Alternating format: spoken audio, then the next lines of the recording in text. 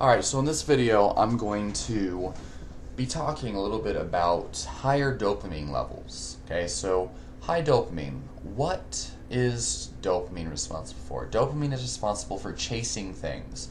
Dopamine is responsible for habits of behavior such as addictions, but also simple things like going to the gym or craving certain foods. When you crave anything, that's dopamine chasing after something. But also getting up in the morning to brush your teeth. This is all dopamine. If you want to get over negative habits, you have to understand dopamine.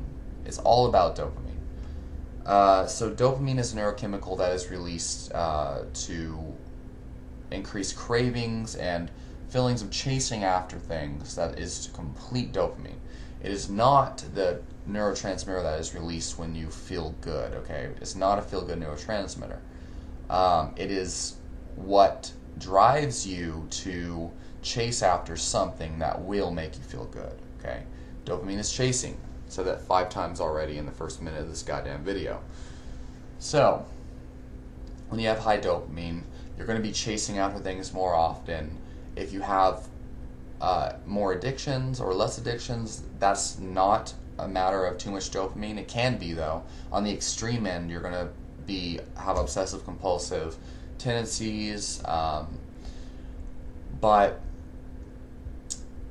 it's more of what have you conditioned yourself to. Whether you have high or low dopamine, if you're addicted to pornography, or if you're addicted to drugs, this can definitely be dopamine imbalance, but it's more about I have done this habit over and over again and conditioned myself to do whatever I'm addicted to. It's a matter of conditioning.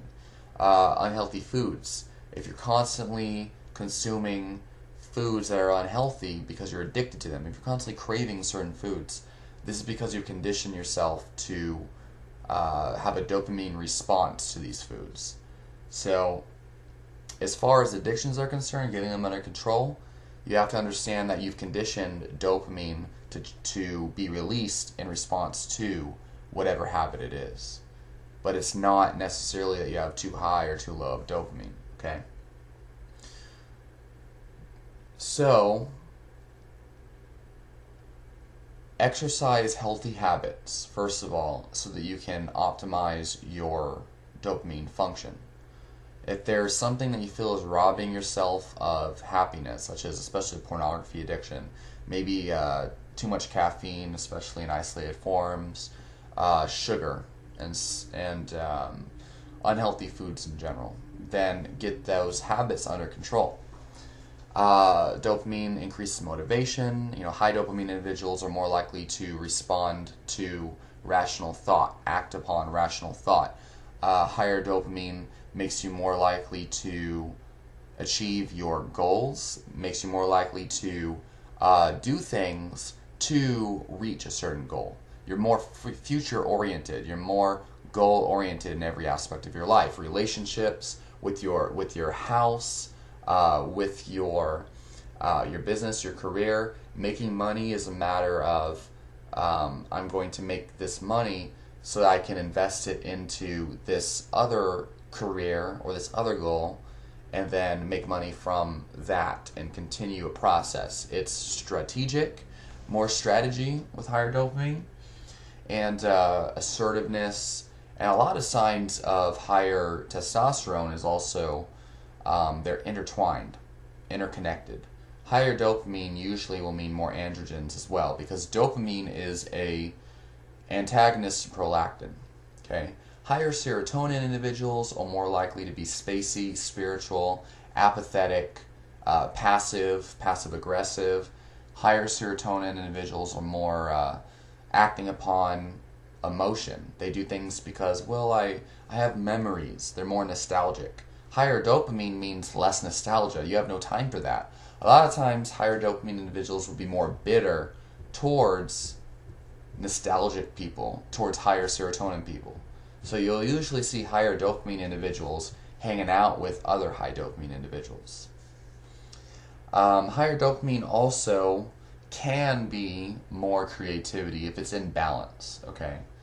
If there's a more of a balance with a tendency for higher dopamine, more creativity, okay?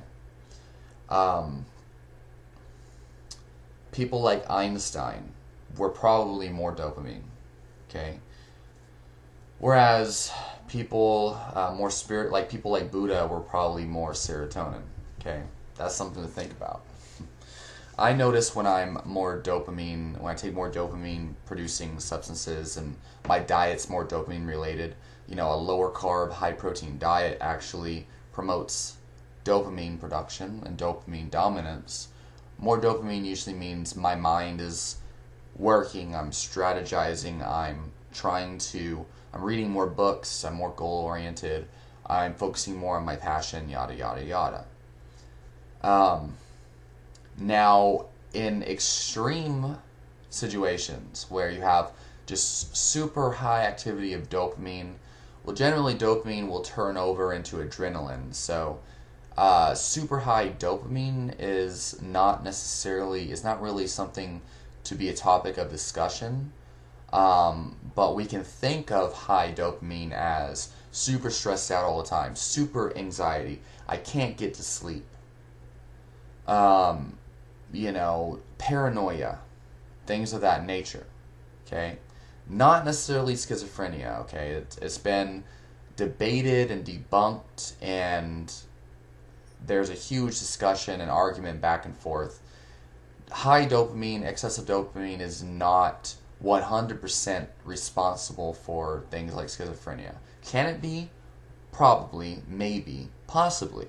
But it's not for sure. So I don't really think it is. I think there's actually been identified certain serotonin receptors that are more responsible for schizophrenia than dopamine. So there's a lot of other crap to discuss when we're talking about schizophrenia.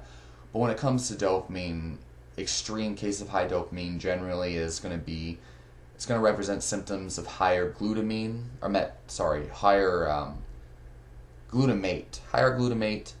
overstimulation symptoms.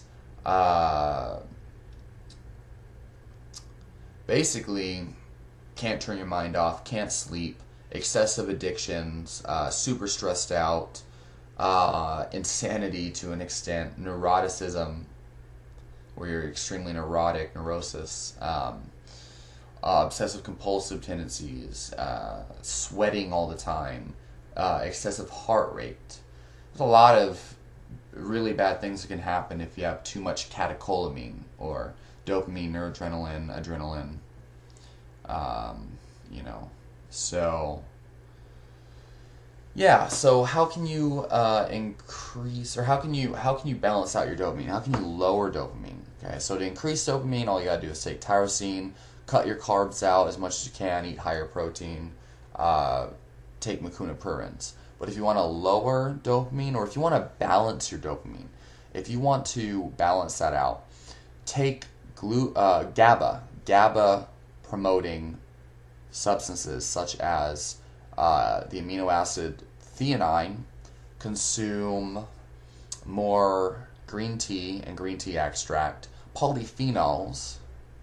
Raw cacao is a great thing to consume.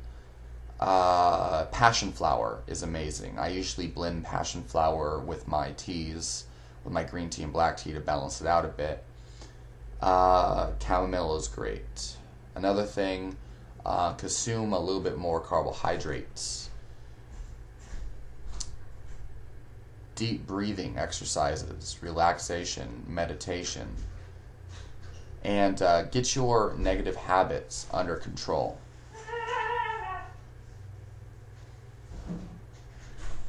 Other things that you can do is consume more serotonin promoting substances such as 5-HTP, St. John's wort, etc. The only issue with this is when you consume 5-HTP, St. John's wort, rhodiola for extended periods of time, like after about a week or so, usually 5 to 8 days or so, you start to hit a point where you have an excess of serotonin. And so it's almost like fighting fire with fire. Too much of one it's going to mean you need to start consuming the other, and then too much of the other, you're going to have to go back and forth.